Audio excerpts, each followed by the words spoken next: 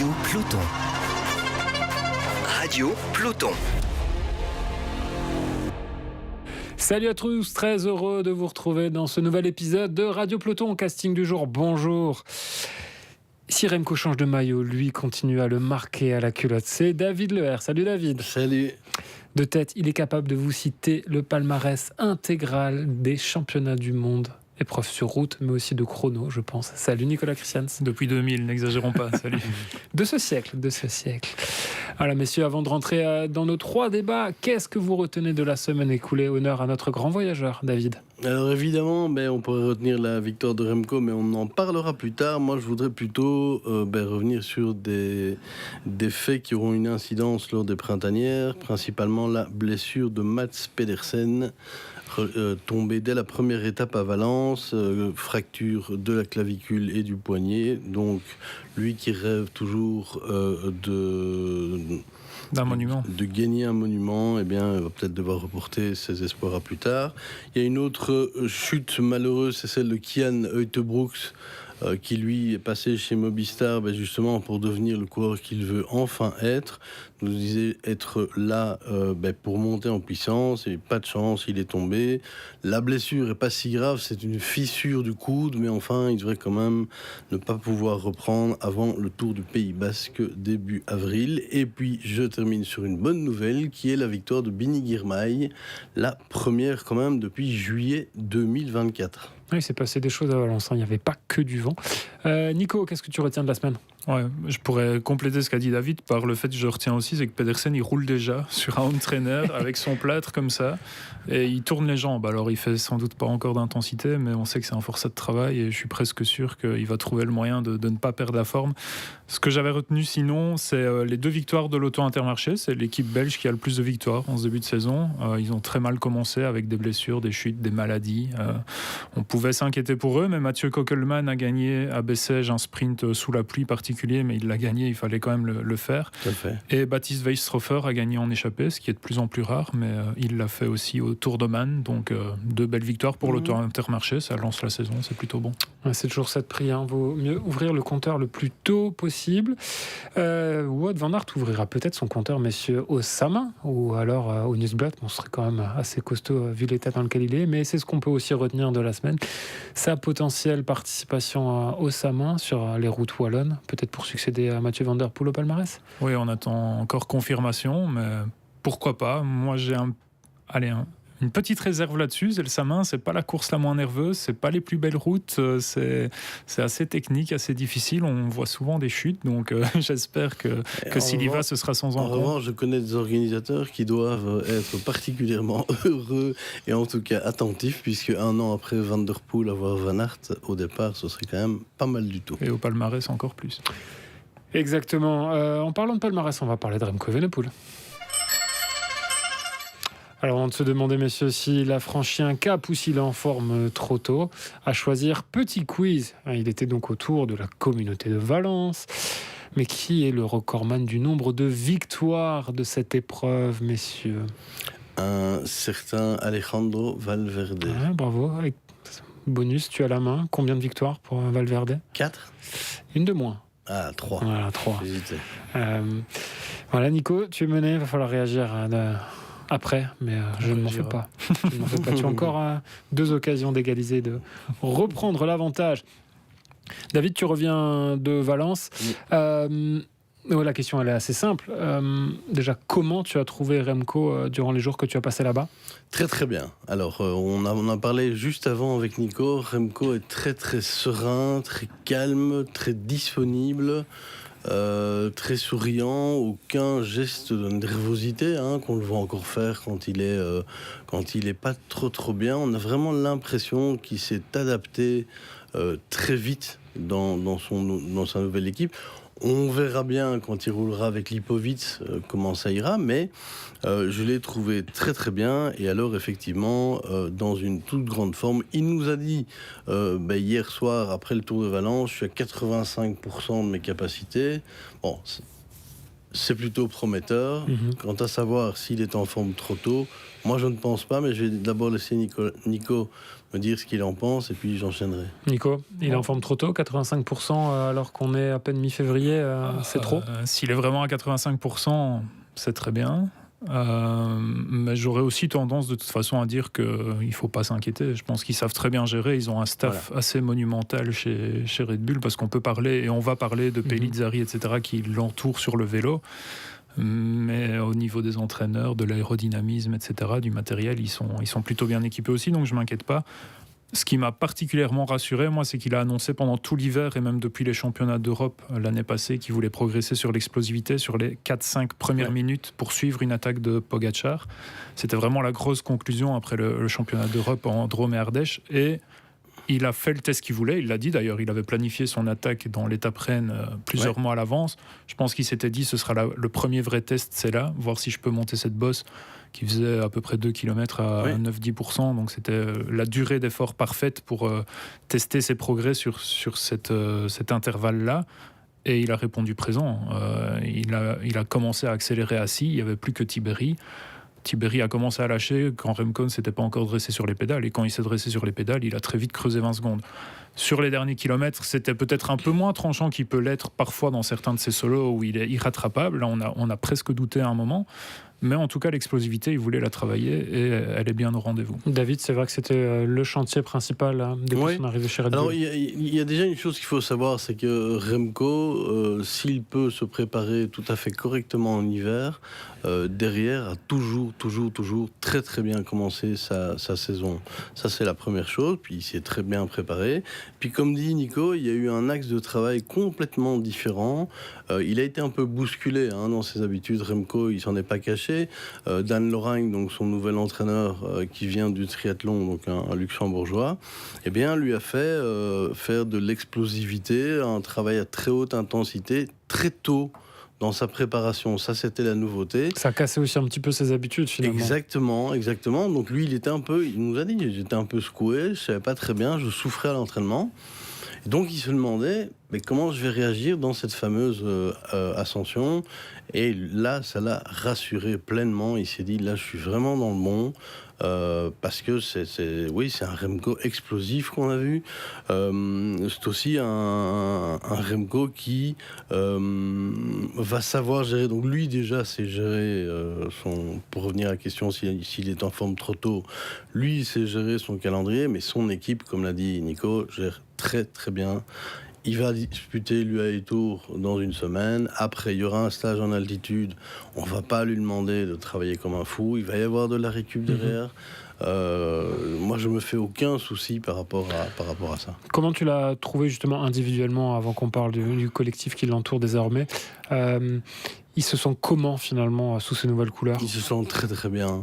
J'avais quelques incertitudes quand on l'a vu au stage à Majorque en décembre, parce que Remco est un leader avec le côté négatif du leader, c'est-à-dire il n'aime pas qu'on lui fasse de l'ombre. Mais là, il était vraiment très très très très bien. Il n'a pas arrêté de remercier ses équipiers.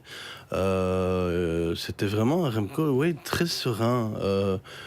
Comme à sa plus grande époque, j'allais dire comme s'il roulait depuis 15 ans, mais il était vraiment, vraiment bien individuellement, et son équipe, comme tu l'as dit, on en parlera après. Nico, c'est vrai qu'il a déjà gagné 5 fois. Oui, 5 fois, 6 avec le chrono par équipe. Donc tout est fait pour que la confiance soit là. David dit aussi parle de l'ombre qu'il aurait peut-être plus de mal à accepter. Là, pour le coup, on a vraiment roulé que pour lui. On a vu que Pellizzari, le jour de l'étape Rennes, il a fait l'avant-dernière ascension, toute la vallée, et puis il fait encore 3e de l'étape. Donc il aurait peut-être pu gagner cette course lui-même si Remco n'avait pas été là, mais à aucun moment on a dit on a de leader ou quoi. C'était vraiment que Remco, avec une équipe qui se met vraiment en mode rouleau compresseur comme UAE peut le faire de temps en temps. Donc c'était en file indienne, Remco le dernier de la file, Remco placera son attaque et ça s'est réglé comme ça. C'était assez comique parce que le dernier jour, ils savaient qu'ils allaient se faire attaquer par UAE et donc ils ont essayé d'imprimer un rythme très soutenu, mais les UAE faisaient la même chose et donc il y avait une espèce de duel comme ça. Eux-mêmes on rigolait en fait. Tout en ayant mis chaque équipe un équipier devant aussi. Il y avait Emile Herzog et Adria Pericas devant. Les allez, c'est pas les équipiers les plus flamboyants des deux équipes, mais les deux ont pu jouer la victoire d'étape aussi de leur côté. Ça reste, messieurs, quand même une bonne petite reprise. On sait qu'il y a d'autres échéances qui vont arriver, mais est-ce qu'on peut déjà dire que collectivement, il a aussi trouvé ce qu'il recherchait en passant là-bas ? Alors, on va le voir. Je dirais qu'il a déjà trouvé des alliés. Voilà. Il n'a peut-être pas trouvé encore un collectif complet, parce que des coureurs comme Martinez, ça doit arriver. Lipovic, ce sera un vrai test aussi. Voilà, courir avec Lipovic qui sort d'un podium autour. Lipovic, il faudra voir, parce que n'oublie pas qu'on est quand même dans une équipe austro-allemande. Lipovic, c'est un Allemand, donc il va aussi avoir son mot à dire. On verra comment ça va se passer. Vlasov était là. Ça, pour moi, c'était la grosse crainte, parce qu'on connaît Vlasov, il a un caractère assez particulier. Non, il s'est mis à la planche pour Remco, il a roulé. Mais ici, moi, ce qui m'a impressionné, d'ailleurs, c'est dommage que ce coureur ne soit pas au tour, finalement, c'est Pellizzari, parce que Pellizzari, je pense qu'il va falloir gagner un tour. Il faut que Remco gagne un tour dans les 5 prochaines années, parce que il a un équipier qui ne va pas attendre bien longtemps, lui, je pense. Le sourire que tu as quand tu parles de lui, on sent que tu as hâte de le voir. Mais oui, effectivement. Le Pellizzari, mais il m'a vraiment épaté, parce qu'il restait collé à la roue d'Almeida dans cette fameuse ascension finale, parce que c'était un mur, c'était pas répertorié, mais l'ascension finale dans l'étape qui gagne samedi à Tolada. Je pense que Pellizzari, s'il veut, il met une couche et il est parti, quoi. Next step, c'est le premier duel avec Del Toro. C'est la prochaine. C'est comme dans un jeu vidéo, on affronte des boss de plus en plus forts. Oui. Almeida, c'est pas le plus fort des boss quand on veut tester son explosivité. C'est un gars qui a été monstrueux en 2025, qui a gagné, je pense, deux courses World Tour d'une semaine. Surtout que Almeida, dimanche soir, m'a quand même donné l'impression d'avoir encore 2-3 kilos à perdre. Oui, mais Remco aussi, cela dit. Mais c'était pas le meilleur profil de course pour Almeida. Non, il préfère l'école plus longue. Almeida était un peu lourd. On s'est tous fait la réflexion, on s'est dit, là, il n'est pas encore... c'est sans doute calculé. C'est sûr que Del Toro est plus explosif qu'Almeida, que si Remco, son challenge de l'hiver, c'est de gagner en explosivité, Del Toro sera un meilleur test. Et on sait aussi qu'UAE va courir à domicile autour des Émirats Arabes Unis. Et donc, on peut s'attendre à un Del Toro suffisamment affûté pour aller briguer la victoire au classement général, parce que c'est leur gros objectif du début de saison, en tout cas. Donc là, on va voir si Remco peut rivaliser avec lui. On peut espérer qu'il lui prendra un petit peu de temps au contre-la-montre, parce qu'il y aura un contre-la-montre tout plat. Un contre-la-montre tout plat. Maintenant, il faudra voir comment il résiste. On rappelle que quand Remco a gagné le Tour des Émirats Arabes Unis il y a 2 ou 3 ans, 2023. il n'a pas gagné l'étape Rennes. Il l'a gagné grâce au contre-la-montre en partie. Tout à fait. Donc là, il faudra voir comment il se comporte face à Del Toro. On y sera très vite, ce Tour des Émirats Arabes Unis. On va maintenant s'intéresser au bien-être mental des coureurs. En se demandant si ce bien-être mental, est-ce que c'est plus qu'un gain marginal ? Mais avant cela, quand on parle du bien-être mental, messieurs, on parle souvent des jeunes coureurs. Nico, allez pour toi, celle-ci, qui est le plus jeune champion du monde de l'histoire du cyclisme sur l'épreuve en ligne ? J'attends un petit peu pour vous donner un indice quand même. Il est belge. Non. Remco ? Non. L'épreuve en ligne. Allez, c'était en 1934, Karel Kars, qui avait 20 ans et 76 jours à Leipzig. D'accord. Vous avez une deuxième chance, on parle sur l'après-guerre, avec quelqu'un qui a une course à son nom. Un autre champion du monde jeune. Et belge aussi. Bansenbergen ? Non, c'était en 1970 à Leicester. J'ai oublié son nom. Non, je reviens pas dessus. Non, je sais. Jean-Pierre Montserrat avait 21 ans et 342 jours à l'époque. Voilà. C'est lui qui est décédé dans des circonstances tragiques, non ? Exactement. Et c'est vrai que, messieurs, c'est un sujet qui devient récurrent quand même quand on parle de cyclisme, avec cette hyper-professionnalisation et finalement ce que ça engendre chez les jeunes. Vous avez eu la chance de vous entretenir avec Patrick Lefebvre, qu'on salue, qui lui a clairement peur pour le mental des jeunes. On va se retourner vers le plus jeune autour de cette table, David. C'est Nico. T'as peur, toi, justement, que ça devienne un vrai souci, qu'on voit des gamins faire des burn-out à force d'être trop dedans, trop jeunes ? En tout cas, si Patrick Lefebvre a peur, peut-être qu'on devrait tous avoir peur, parce qu'on aurait pu s'attendre à un discours d'un ancien, oui bon, ils ont qu'à bosser et puis voilà, ils sont payés pour. On sait que Patrick Lefebvre, il mâche pas ses mots parfois, mais quand on se rend compte que lui-même a peur de toute la pression et de tous les éléments qu'on vient mettre dans les pattes des jeunes, oui, on peut s'inquiéter. Et moi, là où je m'inquiète, c'est quand je vois toute la pression autour de Paul Sexas en France. Jarno Widar, déjà on en fait un des 3 leaders chez Lotto dès cette année, alors que ça va être sa première saison pro, donc déjà ça, je ne sais pas si c'est la meilleure communication à avoir, mais ils connaissent mieux leurs coureurs que moi, donc peut-être que ça va le booster. Sexas, il vient quand même de dire dans une interview à Aerosport, il est actuellement en stage en Sierra Nevada en Espagne, il y a plein de neige. Donc les mecs, ils sont à 2300 mètres d'altitude, mais ils ne peuvent pas sortir leur vélo, ils sont contraints à faire du home trainer à l'intérieur. On ne peut pas contrôler la météo, mais voilà, pour dire qu'en les envoyant en altitude de plus en plus tôt, c'est aussi assez gênant. Un jour sur 2, on doit s'entraîner en intérieur, ce n'est pas facile et il n'y a pas de vraie sensation du vélo. Cela fait 2 mois que je n'ai pas vu mes parents ni ma copine, on est début février. Et on demande déjà des sacrifices aussi importants à des jeunes coureurs. C'est que ça, ce qui aura 20 ans cette année. Mais moi, c'est ça qui me fait un peu peur. Kian Uijtebroeks, dans une interview qu'il a donnée pendant le Tour de Valence, il expliquait donc sa compagne est la championne du monde en titre. Et en fait, il expliquait que sur 2 mois, ils se sont vus un jour. Et ça, ça ajoute, je pense, à la difficulté mentale d'un sport. Qu'ils fassent le Tour de Suisse ensemble. C'est un cas particulier parce qu'ils sont pros tous les deux. Oui, mais qui est déjà très, très exigeant. Après, moi, il y a quelque chose que je trouve assez hypocrite dans tout ça.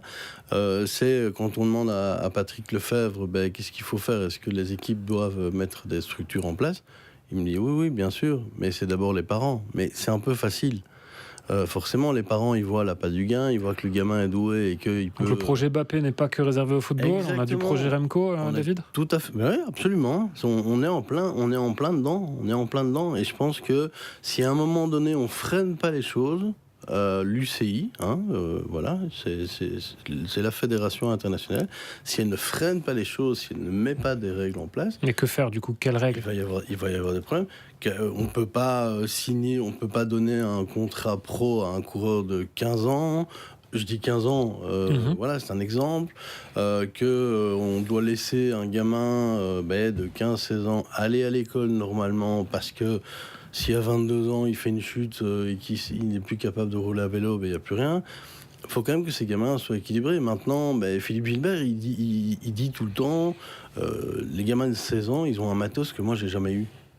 Mais ils ont un matos, mais ils mangent aussi comme les pros mangeaient pas il y a 20 ans. Tout ça fait que vous arrivez à 22 ans et vous risquez d'être en plein burn-out, quoi.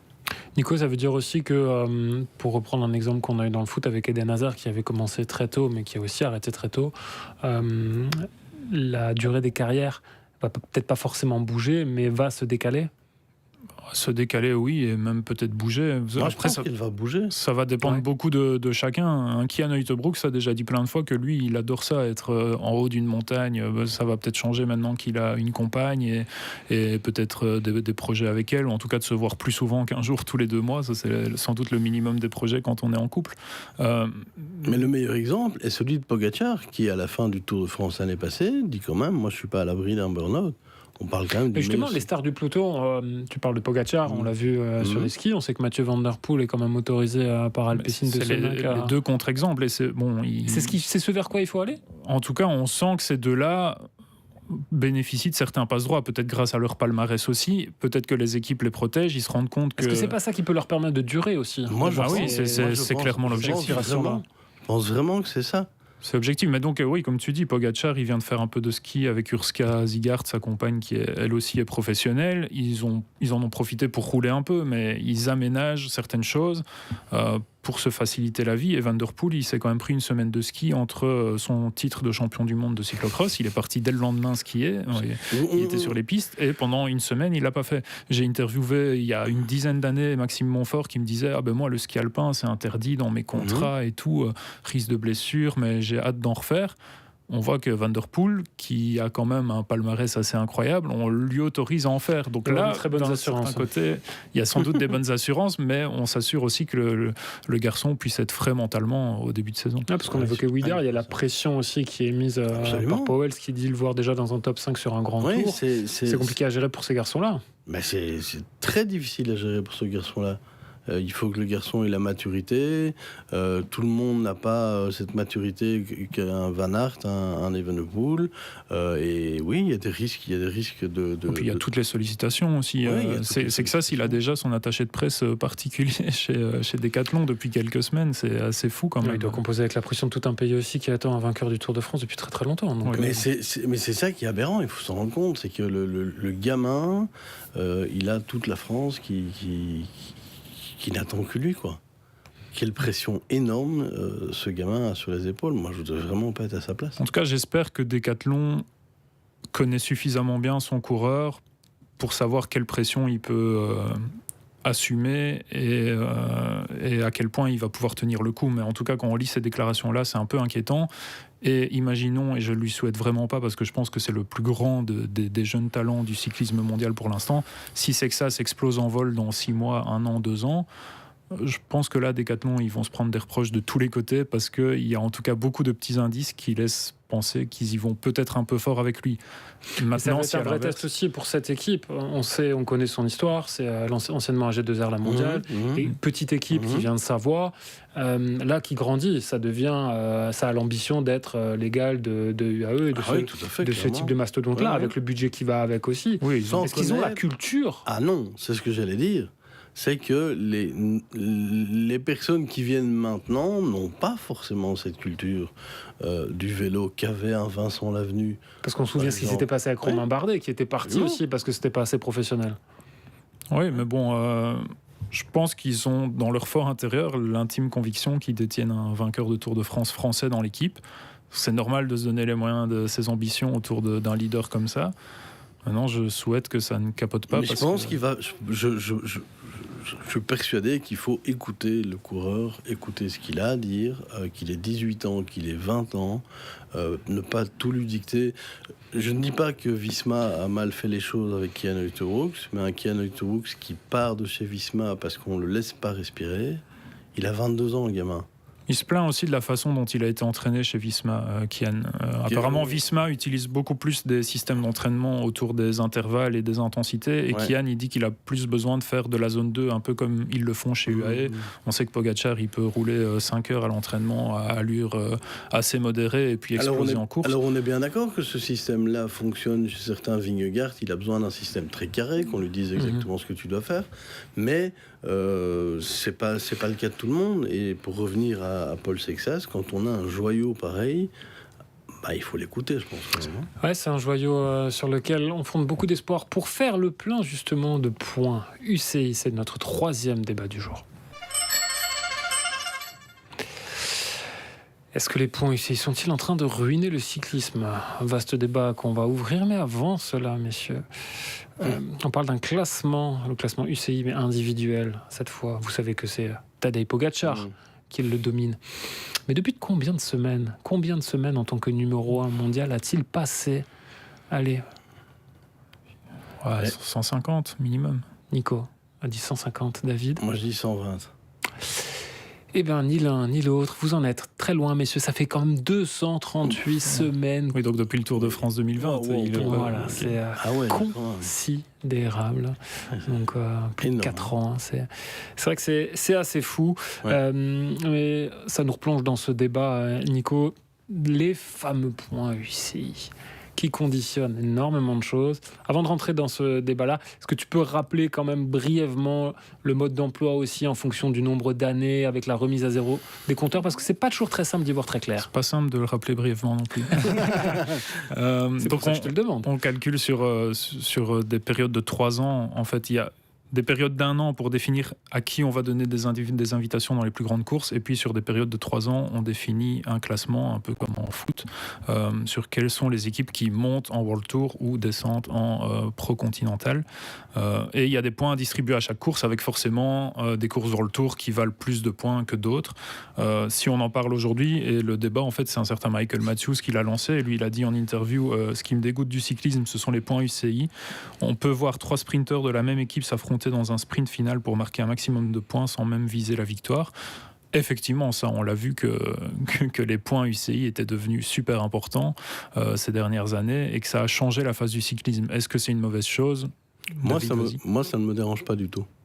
Ça me dérange pas du tout parce que ils veulent pas gagner, ce sera quelqu'un d'autre qui gagnera, donc ça fait déjà la place principale qui est libre. Et puis qu'on aille chercher des points comme on peut quand on est une petite équipe. On sait très bien que le World Tour est divisé en 2 ou 3 catégories, appelons ça comme ça. Les petites équipes, elles se débrouillent comme elles peuvent, elles vont chercher les points comme elles peuvent. Et, on le voit souvent en fin de saison, avec des courses un peu exotiques. Autour de Guangxi, là, en Chine. Fantastique épreuve. Oui, voilà, on va chercher des points comme on peut, où on peut. Alors oui, on pourra toujours dire qu'il ne fallait pas mettre ça sur pied. Mais moi, je suis assez ouvert à ce que ce soit une ligue ouverte, justement, et à ce qu'il y ait des montants, des descendants.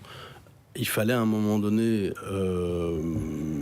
offrir la possibilité aux équipes pro-continentales de monter. On l'a fait comme ça. Moi, je n'y suis pas du tout opposé. Ça a changé le vélo, probablement. Mais il y a plein de choses qui ont changé le vélo. Puis ça valorise d'autres coureurs aussi. Un exemple qui me vient en tête, c'est Clément Venturini, qui était chez Arkea l'année passée. L'équipe s'arrête, il n'a plus de contrat. Il est quand même pas très loin de ne rien retrouver. Finalement, c'est l'équipe Unibet Rose Rockets qui vient le chercher. Pourquoi ? Parce que c'est un gars qui a une petite pointe de vitesse, qui va pouvoir faire des top 10 sur des épreuves d'un niveau un peu plus bas. Et ça valorise ce genre de coureur.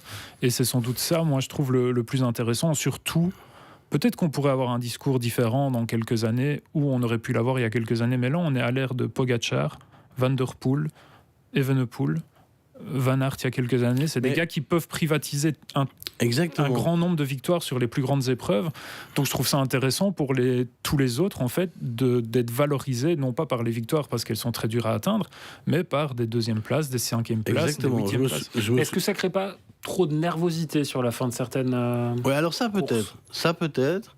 Mais je pense que la nervosité, elle est là de toute façon parce que le matos permet d'aller beaucoup plus vite. Les équipes, même les équipes des meilleurs, ont dit qu'on va faire attention, qu'on va plus prendre. Je suis pas sûr que les points UCI soient la principale raison de la nervosité dans un final. Il y en a plein d'autres. En fait, j'avais un exemple, vraiment, je me souviens, on avait fait un sujet pendant les classiques flandriennes de la saison passée sur, est-ce que Van der Poel et Pogačar vampirisent tout, comment on fait pour exister face à eux. Et Oliver Nassen avait dit très justement, mais tu sais, pour nous, un top 10, c'est des points. Donc on a gagné notre course. Voilà, moi je trouve que ça résume tout. Ça permet, cette course au point UCI, d'avoir d'autres objectifs. Si le seul objectif c'est de gagner, malheureusement, il y a beaucoup de déçus. Donc je trouve que cette lutte pour les points UCI, pour moi, n'est pas du tout une mauvaise chose. Et si on avait la chance d'avoir un Eddy Merckx autour de la table ici, il nous traiterait d'imbéciles et que seule la victoire est belle. Mais voilà, c'est le constat du moment, c'est que des grands champions, il y en a 2 ou 3 par génération et que les autres ont le droit d'exister, d'être valorisés. Je trouve que ce système convient plus ou moins bien dans ce sens-là. Et Matthews, il ajoute qu'en fait, le côté néfaste, selon lui, c'est que on vient influencer son calendrier derrière. Donc lui, ses grands rêves à Matthews, c'est gagner Milan-San Remo et c'est gagner le Tour des Flandres. Et apparemment, quelqu'un dans son équipe aurait eu quand même le culot de lui dire que ce serait un peu mieux d'aller se concentrer sur des plus petites courses. Matthews, il fait 4e et 2e des 2 dernières éditions de Milan-San Remo. Pour aller marquer autant de points sur une classique, une semi-classique ou une course en tout cas plus petite, il faut quand même y aller. Même en gagnant, je ne pense pas que ce soit possible. Donc je pense que c'est aussi aux équipes d'être capables de proposer des programmes attractifs à leurs coureurs pour être capables de recruter des leaders. Parce que si on veut recruter, si Unibet Rockets avait recruté Groenewegen en lui disant « Ah non, mais si on va au Tour de... » Bon, ils n'y seront pas, mais même si on va au Tour de France, tu n'iras pas parce que tu dois aller gagner des petites courses, Groenewegen n'aurait jamais signé. C'est beau quand même le Tour de Pologne l'été, quand il y a le Tour de France. Pour Groenewegen, c'est des mauvais souvenirs, le Tour de Pologne. mais oui, effectivement, il y a toujours ce débat-là, mais c'est aux équipes d'être attractives envers leurs coureurs. Et le débat qui n'a pas fini de faire rage. On en reparlera sans doute dans un prochain épisode de Radio Peloton. Prenez soin de vous, à bientôt, salut. Radio Peloton.